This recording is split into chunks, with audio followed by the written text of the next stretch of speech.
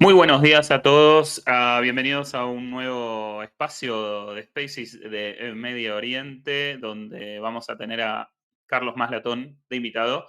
Eh, los invito a esperar unos minutos hasta que logramos conectar, que se sume gente y arrancamos.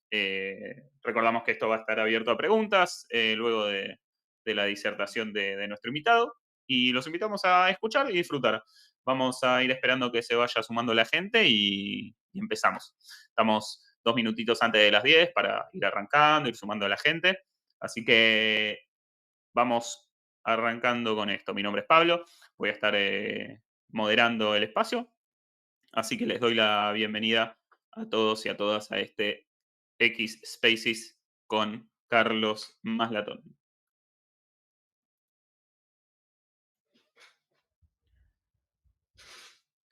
Buenos días, Carlos, ¿cómo estás? Ahí llegó. Vamos a esperar un poco a que la gente se vaya sumando. Si te parece, te voy invitando como speaker. Así que ahí estamos.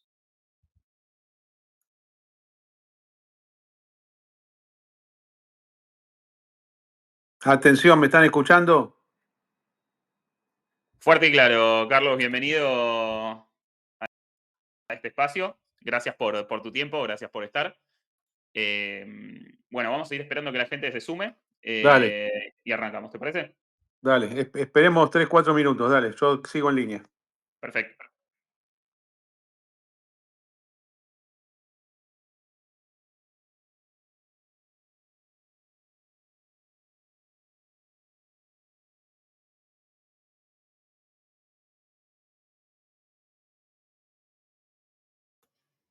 Bienvenida a la gente que se va sumando al Spaces, donde vamos a estar junto a Carlos Maslatón, charlando un poco de la situación de Medio Oriente. Bienvenidos también para los que se suman por primera vez a Media Oriente, un medio que trata de contar lo que los medios tradicionales no comentan en la radio, la tele, y tratar de dar otra perspectiva a, bueno, la región tal vez más caliente del planeta en este momento, más volátil y más novedosa. Y bueno, vamos a esperar un poco más y arrancamos en 2 minutitos. Bienvenidos a todos. Invitamos también a seguir a aquellos que no lo hacen a Medio Oriente en sus redes, tanto en X, Twitter, como vamos a seguir diciéndole, y en Instagram para los que también están en esa red. En un ratito arrancamos.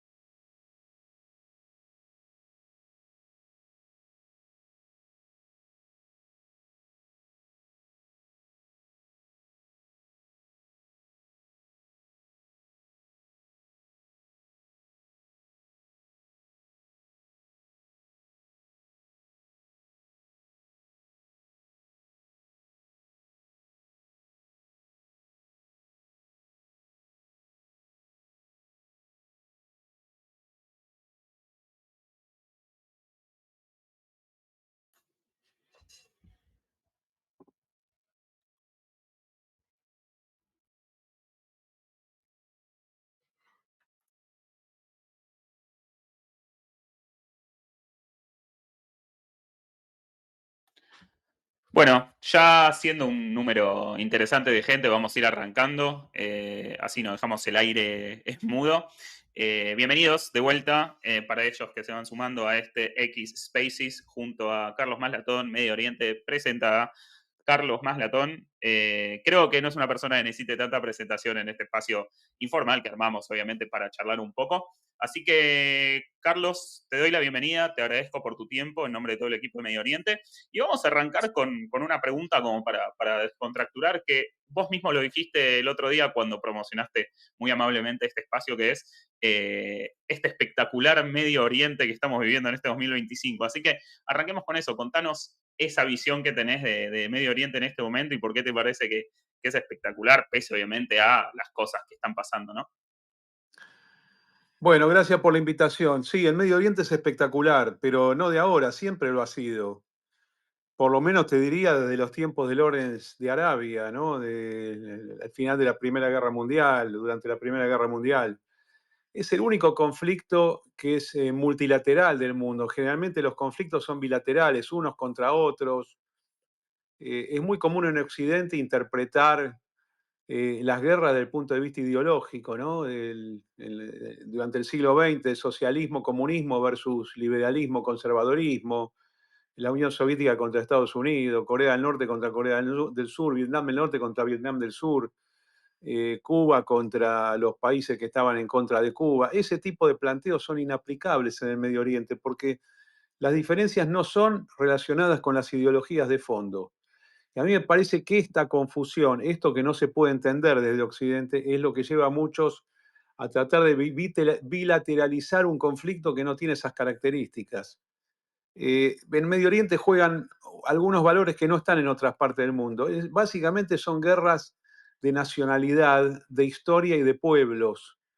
Ahora, esas historias, esas nacionalidades, esos pueblos, no necesariamente están divididos, o mejor dicho, en ningún caso están enfrentados porque uno quiere más libertad o menos libertad, o porque uno quiere más control del Estado o menos control del Estado. La primera exhortación que yo le hago a todas las personas que tratan de entender el Medio Oriente, que es muy, pero muy difícil de entender, objetivamente complicado para entender, es que desideologicen con sus valores la comprensión del fenómeno. Tampoco tiene que ver con ricos contra pobres, ni contra dominados contra dominadores, ni colonialistas contra los que se defienden del colonialismo. Es otra cosa. Es una guerra de nacionalidades, porque en el Medio Oriente priman conceptos únicos, realmente son únicos, no están en otras partes del mundo. Vos en el Medio Oriente no sos ciudadano de un país. Un país no se compone por meros ciudadanos, se compone por distintas nacionalidades que tienen 2.000, 3.000 o 4.000 años de historia, que son previas a la constitución del Estado. Y esto no me refiero solamente al tema judío y al Estado de Israel, me refiero a todos los países árabes. Vos si estás en el Líbano, no sos ciudadano del Líbano, sos ante todo perteneciente a una comunidad del Líbano, perteneciente a lo que en Occidente se podría llamar religión, pero que en realidad es la pertenencia a una comunidad. Vos en el Líbano sos cristiano maronita, sos musulmán sunita, musulmán chiita, druso, sos griego ortodoxo, armenio ortodoxo, sos católico, católico romano. Eso que se ve como religiones ahí no aplica. Vos sos nacional. Lo mismo en Siria. En Siria vos sos alawita, musulmán sunita, musulmán chiita, sos kurdo, sos druso. Entonces, esta cuestión hace que vos, tu sentimiento de cualquier ciudadano del Medio Oriente, ante todo sea, ¿qué soy yo? Mi nacionalidad es judío, mi nacionalidad es griego ortodoxo, mi nacionalidad es musulmán sunita, mi nacionalidad es druso. Y después yo puedo converger con vos o no en la creación de un Estado que se debería poner por arriba de las nacionalidades, pero que le cuesta muchísimo hacerlo. Y esto ya, nuevamente digo, no es el tema de la constitución del tercer Estado judío, que es el actual Estado de Israel a final del siglo XIX, porque se empieza a crear a final del siglo XIX. En 1948 solamente se realiza la independencia de Inglaterra, pero el país ya estaba creado de antes. Lo mismo es en las internas árabes. Lo que vimos hace 10 años en lo que se llamó en Occidente la primavera árabe, fíjense cómo se interpretó la primavera árabe en Occidente. Lo veían esto desde las cancillerías de Washington, Londres, París, y veían gente revoltosa en Túnez, en Egipto, en Siria, en Yemen, y en Libia, y dijeron, no, es el pueblo que se levanta contra el dictador. Nada, yo canté de inicio y están mis posteos de Facebook de esa época. Esto es una insurrección fundamentalista islámica que se da en 5 lugares. En algunos triunfó, en otros fracasó, en otros siguen las guerras civiles. En el caso de Siria, fíjense que lo interesante que es esto, la rebelión, que en este caso fundamentalista islámica sunita, fracasó. Yo estaba seguro que iba a fracasar, que iba a ganar el gobierno de Bashar al-Assad, que es alagüita, y como alagüita es cercano a Irán, y usando todo el poder de fuego posible, no solamente propio de su ejército, sino de Irán y de la organización Hezbollah del Líbano, que son los chiitas del Líbano. El Hezbollah es un partido político, un ejército del Líbano musulmán chiita que responde a Irán. Todo lo que es chiita siempre responde a Irán. Y bueno, ganó la guerra Bashar al-Assad y después, como consecuencia de del reciente enfrentamiento del Estado de Israel contra Hezbollah y contra Irán, se produce a fin del año pasado la caída de ese régimen de Bashar al-Assad, que llevaba más o menos 55, 60 años en el poder, incluyendo su padre, incluyendo algunos antecedentes de un partido político llamado Baas. Y es así que los que perdieron en el año 2011 al 2018, o sea, la insurrección fundamentalista islámica, sunita, del Estado Islámico de Irak y el Levante, de Al-Qaeda y de la agrupación Al-Nusra, bueno, ahora tomaron el poder con el dictador Bashar al-Assad escapándose a Moscú, no se sabe absolutamente nada de él, pero no existe más el régimen ese.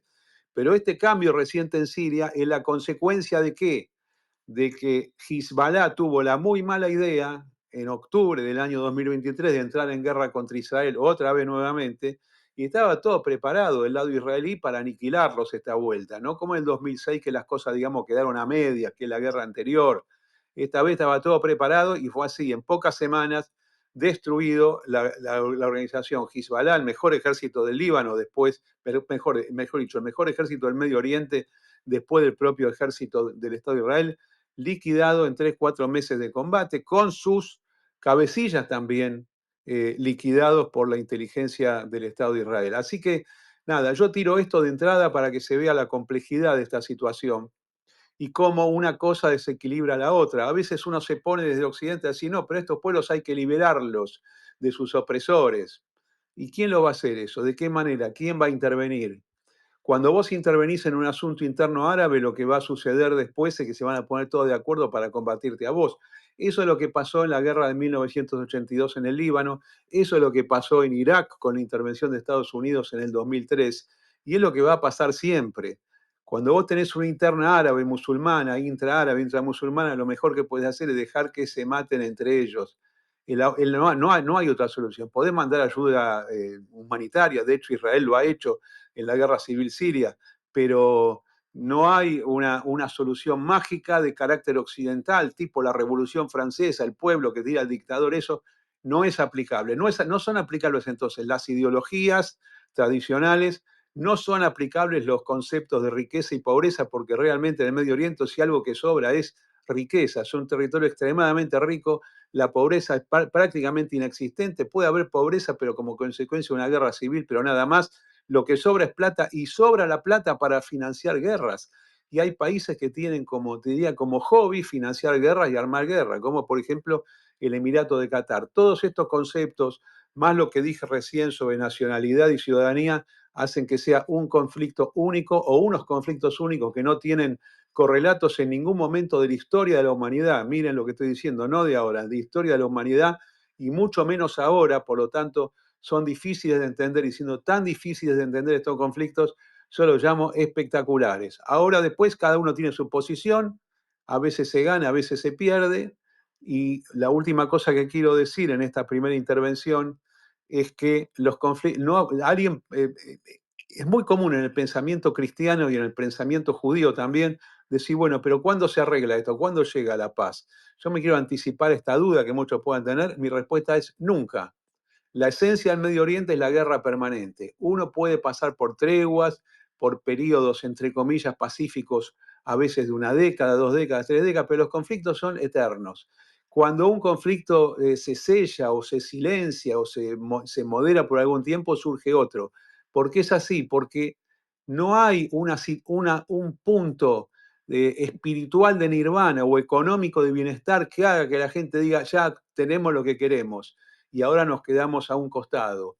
Ahora que ha caído Irán, o que está muy debilitada la República Islámica de Irán, después del bombazo que se comió hace 3 o 4 meses, y que Hezbollah en el Líbano está muy debilitada, y que el gobierno del Líbano por primera vez dice vamos a desarmar a este Estado dentro del Estado, ¿y quién va a surgir? Va a surgir Turquía. ¿Y por qué va a surgir Turquía? Porque el jefe de Turquía, el dictador Erdogan amenaza, ¿viste?, con guerra contra Israel, porque lo necesita psicológicamente. Él quiere restablecer el Imperio Otomano caído después de la Primera Guerra Mundial, entonces dice, ahora el que entra en juego soy yo.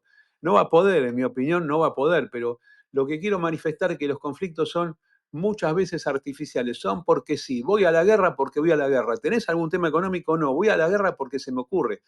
Después, por supuesto, se escriben argumentos, libros, teorías, pero no se corresponden con la realidad. Yo hago este enfoque psicológico de las razones de los conflictos, después podemos bajar a cada uno en particular, podemos bajar al conflicto árabe-israelí, que varias veces yo manifesté que está bastante solucionado, por lo menos en un 80%, porque los países que pelearon contra Israel desde el 48 hasta ahora están inactivos. Egipto, Jordania, bueno, Siria, que no solamente está inactiva, sino que el actual gobierno pide la paz, desesperadamente le pide la paz a Jerusalén.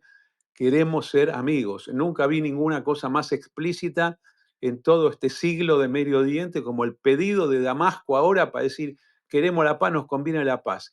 En una actitud que es 100% la opuesta a la que pueden tener, voy a tirar algunos países de América, como por ejemplo Colombia, Bolivia, Venezuela, España, Noruega, Irlanda, que básicamente son los países que más se han puesto en contra de Israel, Francia inclusive. Vamos a ver si los sancionamos a los judíos por la cosa que hacen. Bueno, contra eso lo que tenemos son señales muy claras de Damasco y de Beirut, Líbano también, que queremos la paz. Y ahora, si quieren, bajamos al tema de Gaza y Cisjordania. Claro. Bueno, vos lo dijiste bien, ¿no? Porque te iba a citar esto, vos en el pasado, incluso antes de la guerra, por supuesto, ya decías que el conflicto estaba solucionado en un 80-85%, pero me quiero ir a dos cosas. Una es esto que dijiste bien vos, que el Medio Oriente es alguien va a ocupar el vacío. Lo dijiste muy bien con Turquía, que ahora, caído el régimen, digamos, de Hezbollah en el Líbano, que está súper debilitado, con Siria ya medio en cualquiera, Irán principalmente en un momento súper débil, Turquía ocupa ese vacío, ¿verdad? Y por otro lado, para ya meter la pregunta ya para que comentes, es toda esta información que nosotros, por tal vez estar mucho más bañados por el conflicto, baja al idioma español de una forma muy pro yihadismo, si se quiere, o pro terrorismo. ¿Cómo lo ves vos eso? ¿Por qué la gente empatiza más con el barbarismo? A veces, obviamente que el sufrimiento de la gente en la guerra es obviamente no, es irreprochable, ¿no? Pero ¿por qué crees que crea más empatía el sufrimiento de unos que de otros, ¿no? ¿Por qué no se equipara esto a nivel mediático y social en algunos países? Bueno, hay una razón general y una razón particular para que esto sea así. La razón general es la extrapolación de conflictos sociales, políticos y económicos propios de Occidente y propios del tercer mundo, como por ejemplo ricos contra pobres, oprimidos contra opresores, Estados Unidos contra los países del tercer mundo, razonamientos colonialistas o precolonialistas, a algo donde estos factores no aplican. Entonces yo me pongo en la posición, no sé, de un militante del Partido Obrero de la República Argentina, o de la izquierda colombiana, o del chavismo venezolano, o inclusive de la izquierda mexicana, que es mucho más moderada en este aspecto, o de un zurdito de Dublín, o de París, o de Estocolmo, Suecia, o de Oslo, Noruega, con ese tipo particular de surdismo que hay ahí, y ellos ven solamente dos cosas. Ven uno que tiene mucho poder y que aparentemente es el que gana siempre y que tiene más plata que el otro, y los otros digamos que los ven como más débiles. Esto es general, esto puede pasar en cualquier guerra donde haya un occidental contra un pueblo que no parece tal. Además, eso yo diría que es el 40% del componente. El 40% del componente, en este caso, de la mayor simpatía por una insurrección como la de Hamas en Gaza o las anteriores que existieron en la Cisjordania, eh, ¿por qué razón? 40% del componente es eso. Pasaría en cualquier conflicto. El otro 60% ya es directamente de naturaleza antijudía. La gente normalmente está en contra de los judíos. Yo no tengo problema de decirlo y lo tengo asumido como algo normal de la historia nacional judía. El judío es el pueblo más odiado de la historia y más combatido y el que más se ha tratado de exterminar. Existieron muchísimos intentos de exterminio en los últimos, en los últimos 2 milenios. Lo que pasa es que esos exterminios siempre no, han sido parciales o han directamente fracasado. No solamente el tema del holocausto nazi, digamos, del 38 al 45, lo mismo pasó en Rusia, en la Francia del medioevo, en la Inglaterra de la Edad Media, en la época de los asirios, en la época de los griegos eleusidas, en la época de los romanos. Es decir, este pueblo particular, judío, que el judaísmo es una ideología nacional, no hay que verlo. Para el que quiera entender esto, no lo vea como una religión. La religión no es una cosa importante. La religión es simplemente, en todo caso, es un basamento ideológico de algo. Las religiones antiguas en verdad expresaban la historia del pueblo. En el caso del judaísmo, la religión, lo que hoy se llama religión, es la historia escrita del pueblo en el Antiguo Testamento. Es la ley del pueblo escrita también en esa misma norma, y es el culto que hay que hacerle a la ley para que la gente lo obedezca, pero no es comparable con una religión moderna. Una religión moderna simplemente es la relación del hombre con Dios con intermediario o sin intermediario, pero el judaísmo por eso es una ideología nacional, básicamente es una nacionalidad, es un proyecto nacional. Entonces, como este proyecto nacional ha sido tan fuerte, te diría desde el año 1200 antes de Cristo. Tuvo una etapa de auge hasta el siglo IX antes de Cristo. Después, el mismo pueblo, los mismos pueblos hebreos se dividen en dos estados. El reino de Israel con capital en Samaria, el reino de Judá con capital en Jerusalén. Después el reino del norte, del de Samaria, desaparece a manos de los asirios. Después el reino del sur cae a manos de los babilonios. Se exilia a su clase dirigente hacia Babilonia. Vuelve 60 años después. Reconstruye lo que era el templo caído en el año 586, lo reconstruyen a partir del año 500, el mismo templo que conoció Jesucristo. Templo como símbolo del poder nacional, ¿no? Después veremos qué funciones tenía ese templo y qué funciones tiene ahora, si es que se puede hablar de un templo único. Después vienen los romanos y aniquilan directamente Jerusalén, le cambian el nombre. En el año 70 después de Cristo le cambian el nombre, le llaman a Aelia Capitolina, y dice, vamos a borrar todo vestigio de judaísmo acá, dejan como recuerdo lo que hoy es el muro de los lamentos, y viene toda una evolución de 1900 años, donde este pueblo subsiste en el exilio, sin territorio. No hay ningún caso en la historia de la humanidad donde un pueblo, ya 40, 50 años que no tiene Estado, que no tiene territorio, desaparece porque la gente se va licuando, se va asimilando. Bueno, la característica del pueblo judío es que se mantuvo con el plan sionista quiere decir plan de regreso a Jerusalén, se mantuvo 1900 años hasta que lo concretó a final del siglo XIX y se independizó en el año 1948 del ocupante inglés. Y cuando este tercer Estado judío de la historia, que es el actual Estado de Israel, se crea, el primer día que se baja la bandera inglesa y se sube la bandera del Estado de Israel, empieza una guerra. ¿Contra qué? Contra todos los países árabes. Los países árabes la pierden esa guerra. Después viene otra guerra en el 56 que la pierden, viene otra guerra en el 67 que ahí directamente jaque mate de Israel contra los tres países participantes, que son Jordania, Siria y Egipto. Después viene otra guerra en el año 82 que también la pierden los árabes. Después viene una tentativa de insurrección interna dentro de Gaza y Cisjordania en el año 87, termina en el 91. Después tenés otra guerra en el año 2000 al 2003. Después tenés la guerra del Líbano del 2006, sucesivas guerras en la Franja de Gaza contra la organización Hamas, que tomó el control de la Franja de Gaza, que son 360 kilómetros cuadrados nada más.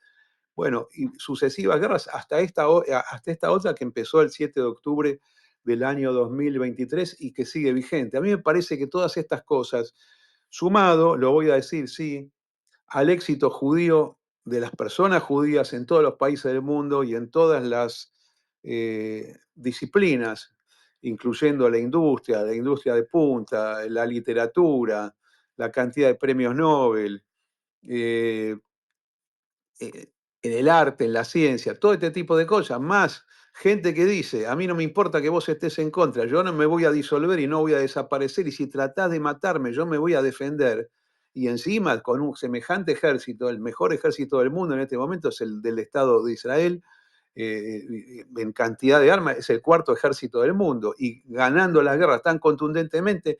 Y bueno, hay mucha gente que combinado con el primer sentimiento, este que dije, de ricos, pobres, de colonialista, no colonialista, toda esta cosa de izquierda, sumado a este éxito, genera mucho odio. Pero yo les voy a decir algo, miren, nosotros estamos acostumbrados a este tipo de cosas, y casi te diría, en mi caso particular, mejor que sea así, porque es como que te quieren matar, te quieren alcanzar y no te pueden alcanzar. La última experiencia bélica de Israel de los últimos 2 años, junto con la de 1967, es la mejor de todas. No ha existido una guerra tan eficiente para Israel como esta. Claro, uno puede decir, bueno, se empezaron comiéndose un gran palazo el 7 de octubre. Es verdad, es verdad. El Estado de Israel es un país de gente muy optimista, aunque no lo crean, y que se siente muy feliz y que cree que no le va a pasar nada. Tiene exceso de confianza. En el año 73 hubo un exceso de confianza, había amenazas de guerra de Egipto y de Siria. El gobierno decidió no hacer nada frente a esas amenazas. Y el 7 de octubre del año pasado, del anteaño, también pasó lo mismo. Pero bueno, el país se recupera, tuvo 2.000 muertos, 1.200 en un solo día, en ese día 7 de octubre, pero se recupera, la organización jamás está siendo destruida. Todos los responsables de los atentados, las torturas, las quemas de bebés en horno, las violaciones, todo esto cobraron todos, y los que quedan van a ser encontrados por la inteligencia israelí, y lo van a liquidar uno por uno, y aunque esto demore muchísimos años. Lo del Líbano ya lo dije, contundente, lo de Siria, lo de Irak, lo de Irán, así que por eso digo que junto con el 67 es la guerra más contundente y mejor organizada de todos. A esto lo que quiero señalar, que frente a la tentativa de boicot europeo, donde básicamente ahí los peores países son Francia, Irlanda, Noruega, después Inglaterra es un poco más ambigua, Alemania recién ahora está simbólicamente diciendo que vamos a embargar armas, como si fueran tan importantes las armas que pueda mandarnos la República Federal de Alemania. De todas maneras, lo voy a dejar en una consideración aparte al primer ministro alemán, al canciller, porque en general ha tenido un buen comportamiento, pero por sobre todas las cosas lo que hay que destacar es lo de Estados Unidos. Lo de Estados Unidos es único, jamás se dio ninguna cosa así. Siempre la relación entre Estados Unidos y el Estado de Israel fue conflictiva, aunque parezca lo contrario.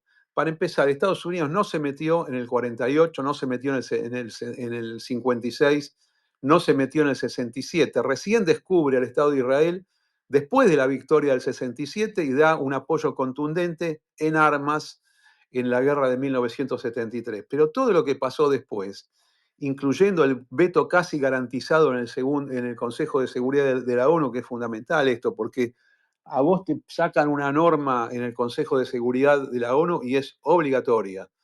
Hubo un par de normas que le jodieron al Estado de Israel, inclusive una del 2016 de Obama, pero la verdad es que Estados Unidos, con esta administración Trump y con Marco Rubio, que es totalmente increíble, las cosas que dice a favor del pueblo judío y del Estado de Israel es muy sorprendente.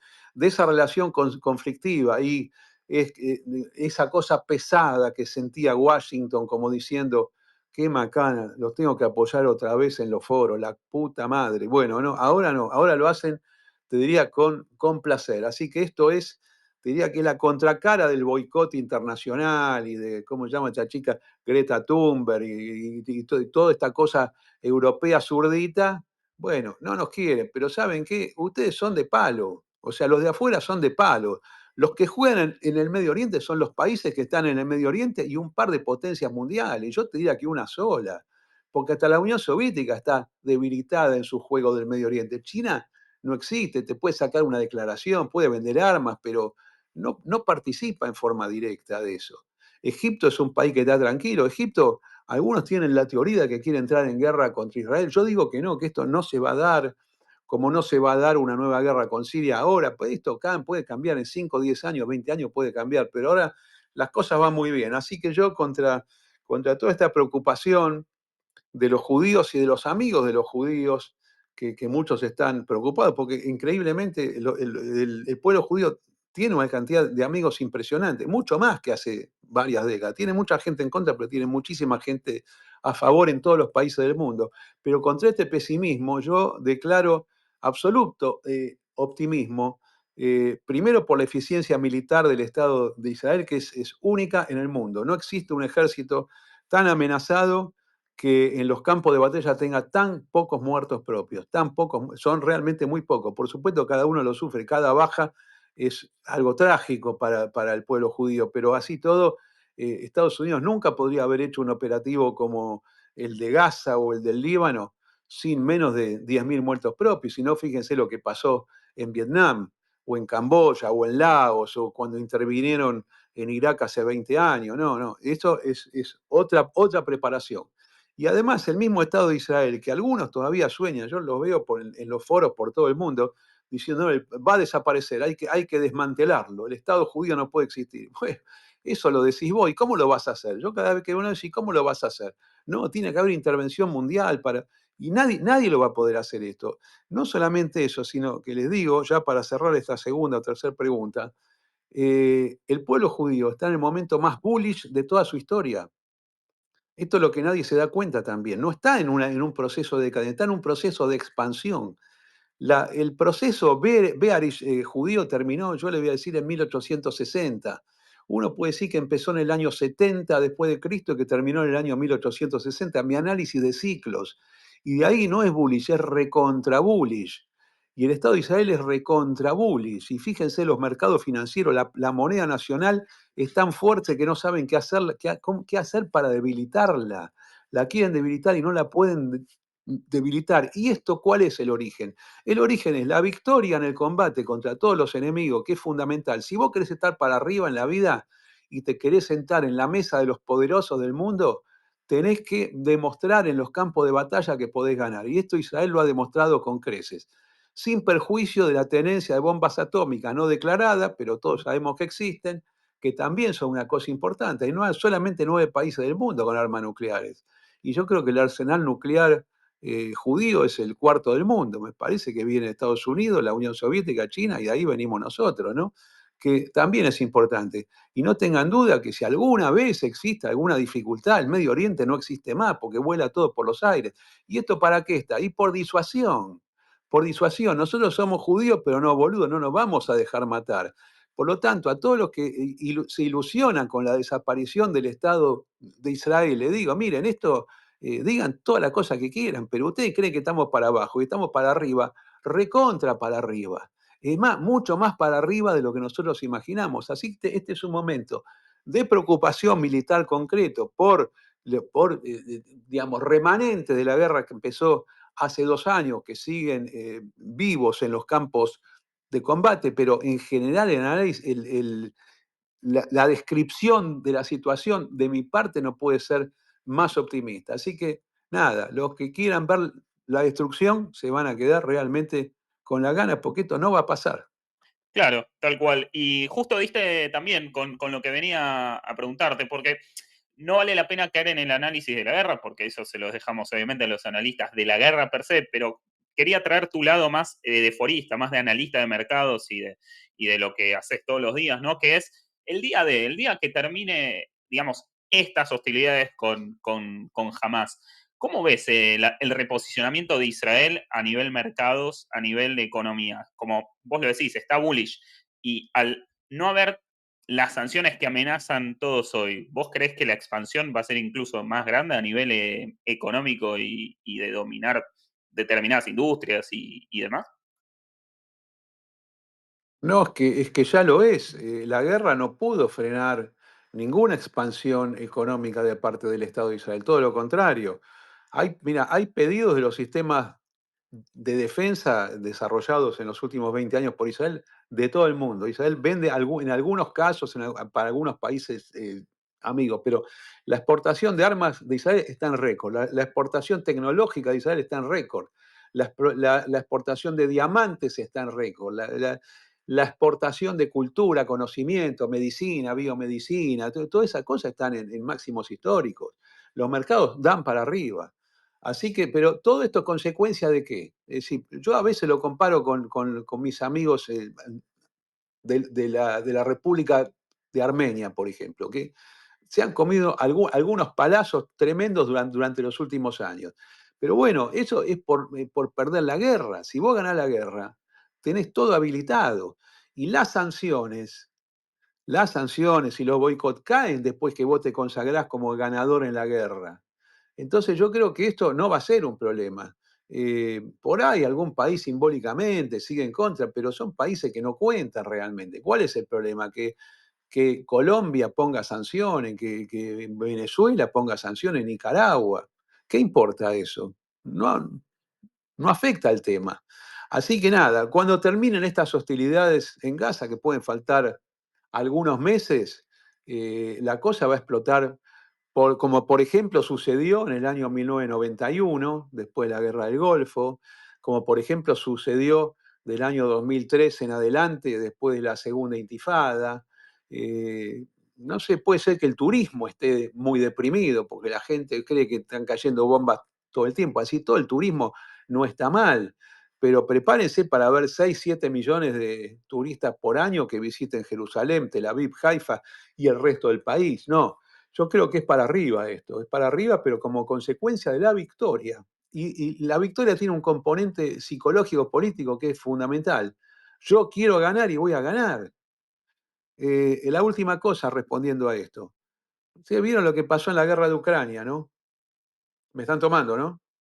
Sí, claro, claro, fuerte y claro. Bueno, en la guerra de Ucrania, que ya van casi 4 años, los ucranianos se rajaron del país. Se fueron como 10 millones. 10 millones, sí, su país está en los términos de ellos, invadido. ¿Y yo qué hago? Yo tengo que pelear por mi país. No, no, no, se fueron, se fueron. Vos tenés una diáspora ucraniana tremenda. ¿Qué pasó el 7 de octubre del año 2003 en el Estado de Israel? Primero, no hizo falta ni siquiera convocatoria de las distintas bases, las unidades de combate, los reservistas, porque el ejército de Israel básicamente es un ejército de reservas. Automáticamente fueron a las bases. Digamos, la teórica convocatoria al 100% tuvo 150%. 300.000 judíos que estaban viajando por el exterior, ciudadanos del Estado de Israel, volvieron inmediatamente. Es decir, es un país que en la guerra aumenta la población, los que tiene dando vueltas, paseando por el mundo, vuelven.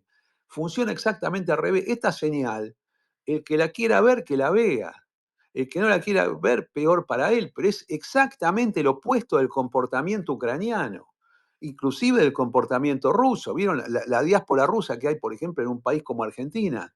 Esto es así. Y si hubiese alguna guerra en Europa ahora, por ejemplo, no tengan duda que pasaría lo mismo. No, no, yo a la guerra no voy. A mí el Estado no me importa nada, el país no me importa nada. Entonces el sentimiento nacional judío e israelí es extremadamente mayor que el de cualquier país del mundo. Los árabes inclusive, ¿saben la cantidad de sirios que se escaparon de Siria para no estar en la guerra civil? Tanto los simpatizantes del gobierno anterior de Bashar al-Assad como los islamistas se fueron. ¿Qué hace la diáspora siria por el mundo? ¿Qué hace que no vuelven ahora a Siria para constituir el país que ellos estuvieron buscando? Entonces, son diferencias gigantescas de comportamiento que hacen, que te marcan la diferencia entre el éxito y el no éxito, entre el triunfo y el fracaso. Tal cual. Carlos, ¿te parece si dejamos preguntar a algunos miembros del público a ver si tienen algún comentario, algunas cosas Dale, que vamos. preguntar? Así ya entramos en la fase final del Spaces. Así que entramos con el usuario Gastón, que ahí le estoy dando permiso. Mientras tanto, los invito a seguir a Medio Oriente en las redes sociales, mientras que Gastón se acomoda y puede pasar. A ver, Gastón, si podés hablar, ya estás en línea para preguntarle a Carlos lo que desees. Está muteado, Gastón. Sí, está muteado. A ver, Gastón, si nos recibís. Si no, vamos a pasar con el siguiente para no trabarnos. Ahí se fue. Bueno, vamos con Michael, que también está ahí para preguntar, que mandó recién el pedido. Mientras carga, @Medio Oriente en Twitter, X y en Instagram para preguntar, para seguirnos, perdón. Ahí, Michael, si nos recibís, pregunta tranquilo que estás en el piso para hacer tu pregunta. Otro muteado.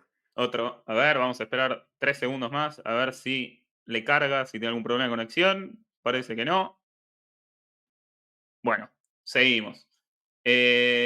Bueno, vamos con Amadeo Eisenberg, que ahí preguntó y se lo ve con ganas, que mandó request. Si no, vamos a seguir con una última pregunta simbólica para terminar, pero creo que vamos a tener éxito con esta última. A ver si Amadeo nos escucha.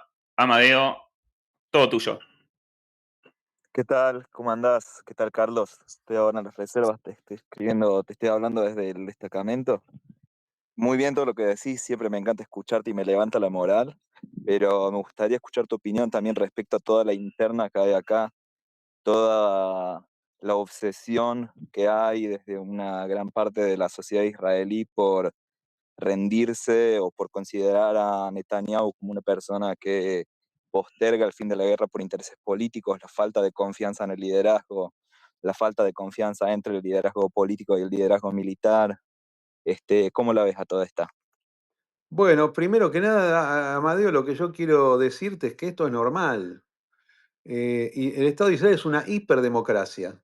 Hiperdemocracia, inclusive en temas bélicos y militares, siempre fue así. Fue así en el 73, fue así en el 1982, en la guerra del Líbano, en la primera intifada, en la segunda intifada especialmente. Así que estas críticas las veo como normales. Son parte del juego político, son parte de sentimientos genuinos. Como en todo país, se dan dos situaciones. Una es, ¿negociamos con el terrorismo o no negociamos con el terrorismo? ¿Le entregamos a los secuestradores de 50 nacionales que todavía tienen abajo en los túneles? Se cree que 20 vivos y 30 muertos. ¿Le entregamos todo lo que piden a cambio de que los liberen? Todo lo que piden puede ser todo lo que se les ocurra a ellos, ¿no? Y todo lo que ellos quieran, a lo mejor vos firmás, no, sí, sí, te vamos a dar entre los cadáveres y los 20 vivos, te damos esto, vos nos das, no sé, 5.000 terroristas que tenés en las cárceles y además te vas de Gaza y me pagás esto y el otro. Bueno, si vos, el día que vos estés a punto de firmar eso, hay que entender la mentalidad árabe. Te van a decir, no, pero ahora quiero esto y el otro, el otro, el otro. Los árabes, mire, los árabes son bastante torpes en muchos aspectos, pero hay algo que lo tienen bien, bien estudiado, que es la mentalidad judía y la mentalidad occidental en general. La mentalidad judía es un extremo de la mentalidad occidental. Eh, entonces, ellos, ¿cómo van a tomar este ejercicio que yo hice recién de que lo que pidas te lo doy y vos dame los 50 presos que tenés bajo tierra? Lo van a tomar como debilidad. Los árabes solamente, y te digo porque yo soy judío de país árabe, solamente entienden al fuerte y respetan al fuerte y respetan al tipo que habla fuerte. Si vos te pones débil, te fulminan. Así que yo creo que hay increíblemente en Israel, que está al lado de todos los países árabes y que convive con 2 millones de árabes que son ciudadanos legítimos del Estado de Israel, todavía hay gente que no entiende que si vos vas débil contra el enemigo, vas a fracasar. Yo no estoy de acuerdo con que esto lo haga Netanyahu por razones políticas, no, no, en lo más mínimo creo eso. Yo creo que es una locura retirarse unilateralmente de Gaza porque ni siquiera te van a liberar a los presos que ellos tienen, no van a hacer absolutamente nada de eso. Es más, yo creo que lamentablemente de los secuestrados puede ser que estén vivos y que no los veamos nunca más. Puede Carlos, ¿me pasar lo permitís un del segundito? piloto Ron Arad, lo del piloto Ron Arad y otros soldados desaparecidos. Cuando vos haces una manifestación el sábado a la noche en Tel Aviv, después de Shabbat, queremos que termine la guerra, queremos que vuelvan esto es felicidad para el enemigo. Porque vos estás mostrando que es muy importante para vos que liberen a los tipos que tienen presos. Entonces, algún día tiene que ser entendido. De todas maneras, yo creo que la mayor parte de la población está más por la crítica que yo estoy haciendo. Yo sé que hoy va a haber mucho ruido, hoy a la noche en Tel Aviv, pero no importa, lo que va a predominar es la racionalidad política de la jerarquía política del primer ministro de Israel. Y yo estoy seguro que las próximas elecciones el partido del gobierno no va a sacar 28 o 30 bancas y va a tener que sumar pequeños partidos para llegar a los 61 votos, que es la moción de confianza. Probablemente pueda tener 35, 38, 40 bancas. Yo creo que va a pasar una cosa así. ¿Por qué? Porque Netanyahu es lo que dijo Donald Trump hace 2 semanas, héroe de guerra, como yo también lo soy. Es héroe de guerra. Netanyahu es el judío más importante para mí en este momento desde hace 2 siglos. Es más importante que cualquier otro gobernante que haya habido en el Estado de Israel desde el inicio del sionismo, desde el inicio del sionismo político. Entonces, ¿por qué? Porque le ganaste a todos, absolutamente a todos. Sí, te descuidaste el 7 de octubre del 2023, sí, está bien. Y ya está, lo remedié, no me rajé, manejé la situación, manejé la política internacional. No existe nadie en el mundo que maneje la política internacional como él. Es una cosa total y absolutamente brillante. Siempre entendió que lo más importante eran el veto en el Consejo de Seguridad de la ONU, la buena relación con Washington, y así funciona. No, yo rechazo totalmente los cargos de que esto se mantiene por razones políticas. ¿Qué quiere decir? Que un día declararía, ¿cómo sería la otra? Yo declaro un día, no peleo más en Gaza, nada, ya está, suficiente, no vas a conseguir nada, te van a seguir atacando, porque la voluntad de combate de Hezbollah, de Hamas existe todavía. Aunque vos le liquides a todos, los tipos van a seguir. Y uno puede decir, pero entonces si van a seguir, ¿para qué sirve la guerra? Bueno, para frenarlos. Y porque si no lo haces va a ser peor.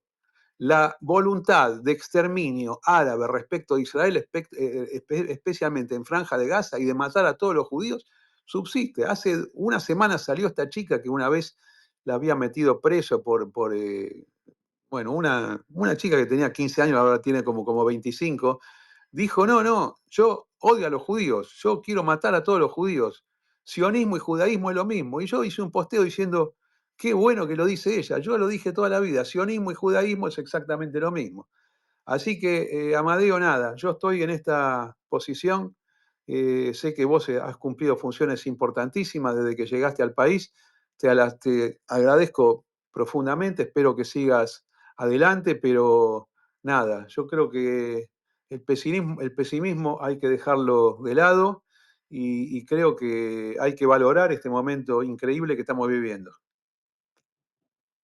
Gracias, Amadeo, por tu pregunta. Por mí dejaría hablar, pero no queremos poder darle el espacio a otros. Así que invito a Martín, que ahí tenía su pregunta. Martín, el espacio es tuyo.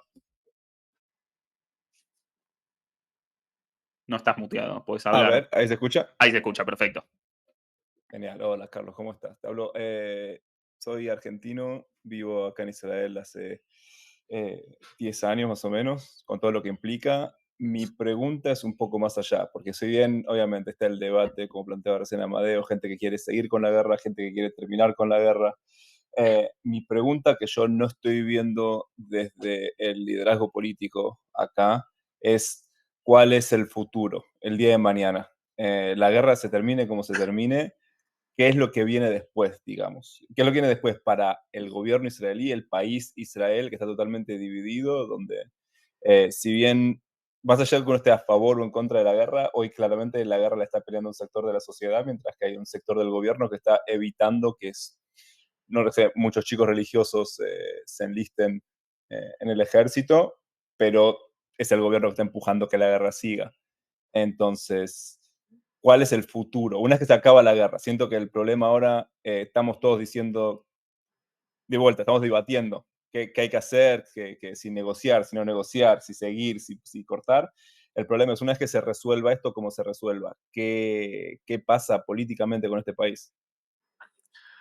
Bueno, lo que pasa políticamente con el Estado de Israel después que termine lo que queda de limpiar en Gaza y de liberar a los rehenes es la paz con el Líbano, la paz con Siria, es el fortalecimiento de los lazos con Jordania y con Egipto, es el fortalecimiento de los lazos con Omán, Bahrein, los Emiratos, Sudán, y es la paz con Arabia Saudita. Nada más ni nada menos. Esto es lo que va a venir.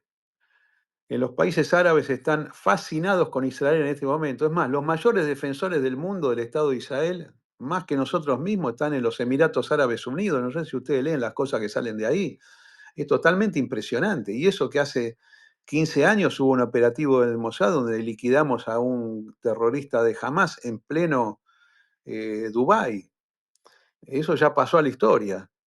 Yo entiendo lo que vos me estás diciendo, el sentimiento que podés tener, país dividido, pero es lógico, ¿cómo no va a estar dividido si es una democracia? Siempre funciona así eso. Yo creo que eso hay que verlo como una cosa normal, pero por ahí se tarda un tiempito. Mira, hay algo que yo te quiero decir, se ve mejor Israel desde el exterior que desde ahí mismo. Hay como una divergencia, ¿no? Políticamente, quizás ustedes que están allá se ven debilitados y yo los veo mucho más fuertes de lo que ustedes se ven a sí mismos. Militarmente, o mejor dicho, en materia de seguridad, desde el exterior se la ve débil Israel, pero cuando estás allá te das cuenta que es una potencia impresionante. Entonces, bueno, no tengo tu preocupación, la entiendo, siento lo que vos sentís, pero no creo que eso que vos sentís ahora vaya a predominar después de la victoria, como no predominó después del 67, como no predominó después del 73, del 82 o del 2003 cuando terminó la segunda intifada. No, no, si hablamos en 2 años, esto va a ser una cosa impresionante. Es más, yo creo que va a haber suficiente poder político para reconstruir, miren lo que le voy a decir, el tercer templo de Jerusalén. ¿Y a dónde se va a hacer el tercer templo de Jerusalén? Obviamente, a donde están ahora la mezquita de Al-Aqsa y Dome of the Rock, en Temple Mount, en Arabait. Ahí se va a hacer el templo. ¿Y cómo se va a hacer? Bueno, entre los dos santuarios islámicos, si quieren. Si no quieren, se lo partimos en pedazos, se lo instalamos respetuosamente a donde ustedes quieran. Pero el poder va a ser tan grande, producto de la victoria en el campo de batalla, que esto que vos ahora podés ver dividido, que no sé qué hacer, cómo terminarlo, no lo vas a sentir de esa manera. Sin perjuicio de lo cual, mire, el país va rumbo a tener un PBI de $100.000 por habitante, ¿eh? Ya está arriba de Japón. Y no son 100.000, $200.000 de Dubái o de Qatar, que lo tienen tres tipos. No, no, distribuido en toda la población. Más el market cap de las empresas cotizantes, que es una cosa infernal. Más el valor de la propiedad. El valor de la propiedad inmueble, que es tan caro en el Estado de Israel, ¿por qué es esto? ¿Porque fracasó el país o porque es un éxito total? La fortaleza del shekel, ¿qué? ¿Porque fracasó el país o porque es un éxito total? Todos los indicadores dan para arriba. Quizás porque todos los indicadores dan para arriba, el país se pueda dar el lujo de tener semejante interna política, que no la veo grave, te aclaro, la veo normal. Pero claro, no, si yo soy tan poderoso, yo puedo discutir públicamente si me conviene negociar, entregarles esto a los terroristas. Toda negociación con los terroristas termina siendo negativa. En el año 2006 secuestraron un soldado, ¿no? Yalit, ahí en la Franja de Gaza. Lo liberaron 5 años después. Costó mil terroristas liberados por un soldado. Yo no digo que no haya que negociar o que no haya que buscarlo, ojo. Esto lo quiero explicar para los que no son de Israel o no son judíos. El problema, el judío tiene una ventaja y una desventaja. Valora excesivamente la vida. Eso que es un valor, a su vez, es algo que te debilita frente a los demás, porque los árabes, los musulmanes, no valoran nada la vida. Te van a decir, sí que me secuestraron 100 tipos, mátenlo, a mí me da exactamente lo mismo. ¿Qué pasaría, por ejemplo, si ante los 251 secuestrados del 7 de octubre viene el presidente de Israel o el primer ministro y dice, miren, ¿saben qué? Con ciudadanos que están ahí en los túneles de Hamas, ustedes nacieron para morir por la patria. Vamos a devastar la franja de Gaza. Gracias por los servicios prestados. Jamás no existe más y Gaza tampoco existe más. La guerra la terminabas en 2 días. Lo borrás del mapa directamente y encima hubiera habido casi hasta justificación moral para hacer una cosa así. A vos te invaden tu territorio, te matan 360 pibes en una fiesta electrónica, entran a las aldeas, los kibutzim, que están ahí al lado de la franja de Gaza, van casa por casa, violan, cortan a la gente en pedazos, ponen a niños en un horno y lo prenden para que se queme vivo, matan a padres delante de los hijos, a hijos delante de los padres, matan hasta los perros. Todo está filmado esto. Esto es lo interesante, que lo filmaron los mismos atacantes con cámaras GoPro, con esos tipos inclusive que iban, que uno los ve ahora en Gaza, que dice prensa. Bueno, son combatientes que se ponen un cartel que dice prensa. Es como los médicos. No, yo soy médico. No, vos sos un terrorista que te pones un cartel que dice médico. Después, si morís, es culpa tuya. No es culpa de Israel eso. Entonces la cosa que estoy viendo es que esto es algo normal. Es normal dentro de un proceso político y militar totalmente brillante. Así que yo bajaría las preocupaciones, pero claro, por supuesto, te respeto, Martín, porque vos estás ahí, ¿no? Vos podés decir, Malatón está afuera, está en Buenos Aires, ahora voy para allá, el día 21 llego para allá. Pero bueno, nada, no se Perfecto, preocupen Carlos. tanto. Perfecto, Carlos. Y ahora, bueno, para cerrar, así ya te liberamos, que muy amablemente has estado aquí y hablado con mucha claridad y te agradecemos mucho tu tiempo. Una reflexión final, si querés, de lo que quieras sobre estos temas que venimos hablando hoy, como para cerrar y ya disfrutan todos de su sábado. Bueno, un poco el resumen de todo, ¿no? Esta es la guerra número 16 del Estado de Israel. No es la más dura de todas, no es la más difícil. Yo les quiero decir, especialmente porque los que están acá mayoritariamente no vivían en esa época, pero la guerra más difícil de todas y más crítica fue la de 1973. La que empieza el 6 de octubre de 1973, que fue un ataque sorpresa de Egipto y de Siria, el Día del Perdón, con toda la gente incomunicada. Ahí tuvimos una pérdida muy importante de soldados, 2.700 soldados murieron. Les quiero recordar que ahora murieron 950 soldados en esta guerra, incluyendo los soldados caídos el 7 de octubre del 2023, que son 300. 2.700 en un país que tenía 3 millones de habitantes. Ahora son 900 soldados, 1.000 soldados si quieren, en un país de 10 millones. Los porcentuales no son lindos de hacer, pero tengo la obligación de hacerlo. Esa guerra fue muy difícil ganarla, pero se ganó, tanto en el frente sur en el Sinaí como en el frente norte en el Golán. En los dos lados tuvimos militares brillantes.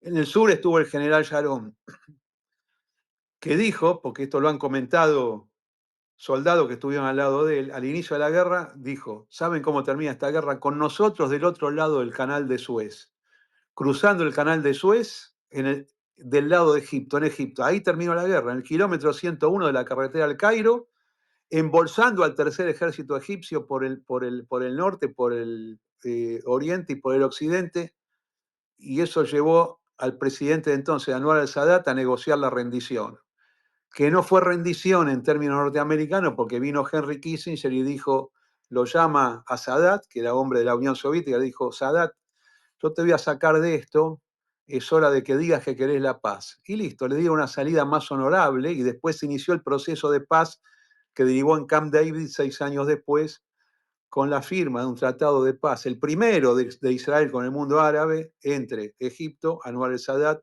Israel Menachem Begin y el presidente Carter en esos momentos en los jardines de la Casa Blanca. Eso fue una cosa muy importante. Entonces yo digo que eso es lo más difícil. ¿Por qué ahora se lo ve tan duro? Como que alguno dice el momento más crítico de la historia. No es el momento más crítico de la historia, señor. El Holocausto es mucho peor que esto. La Inquisición es mucho peor que esto. La caída de Jerusalén en el año 70 después de Cristo es mucho peor que esto. El exilio babilónico es mucho peor que esto. El 73 nuevamente es mucho peor que esto. La división interna nuestra en el año 922 a.C. entre Samaria y Jerusalén es peor que esto.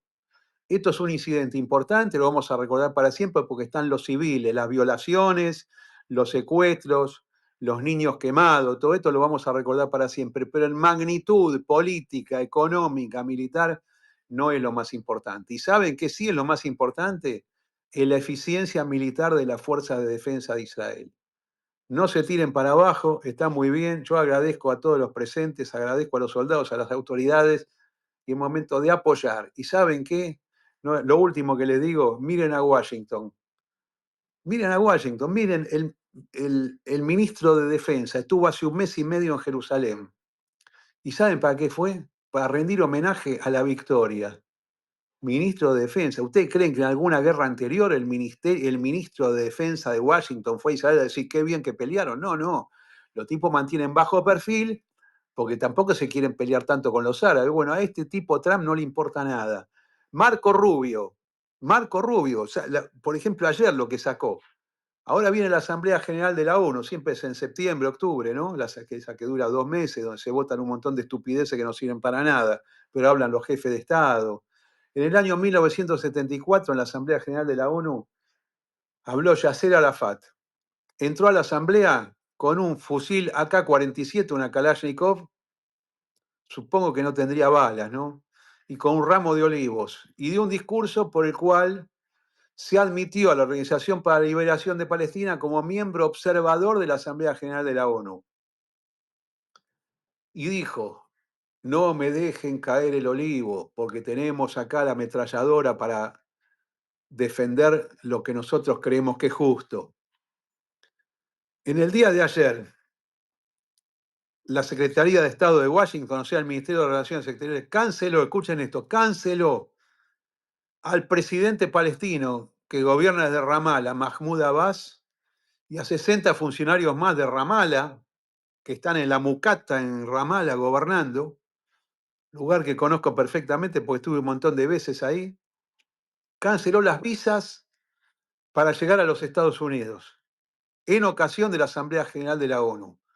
Una medida de dudosa legalidad porque pueden decir que, supongo que se va a judicializar, no sé cómo va a terminar eso, que en realidad no es una visita a los Estados Unidos, sino a la ONU para la Asamblea General. Pero no importa este tema, salga como salga, esa restricción de visa es un apoyo increíble a Israel. ¿Por qué? Porque el tipo no le está diciendo a Marco Rubio, ustedes no pueden venir acá, le está diciendo, no pueden venir acá en tanto y en cuanto no condenen el atentado genocida, exterminador de judíos del 7 de octubre del 2023 perpetrado por el gobierno de la Franja de Gaza.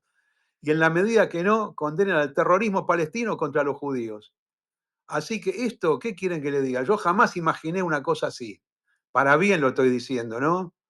Tomen en cuenta estos elementos si pueden y métanlo en la licuadora de las dificultades y los beneficios y saquen sus conclusiones. Y quizás puedan tomar algo de mi discurso optimista para estar un poquito mejor. Gracias a todos por la atención. Hasta cualquier momento. Muchas gracias, Carlos. Te agradecemos por tu tiempo nuevamente. Y a todos los que estuvieron presentes, les agradecemos la presencia, por escucharnos. Somos Medio Oriente, mi nombre es Pablo Vinocur. Estoy acá todos los sábados con siempre algún invitado, con algún debate, con alguna charla. Así que los invitamos a seguirnos en nuestras redes en @Medio Oriente. Hasta la próxima vez. Gracias, Carlos Maslatón. Hasta la próxima. Que tengan muy buen fin de semana. Saludos a todos. Cambio y fuera.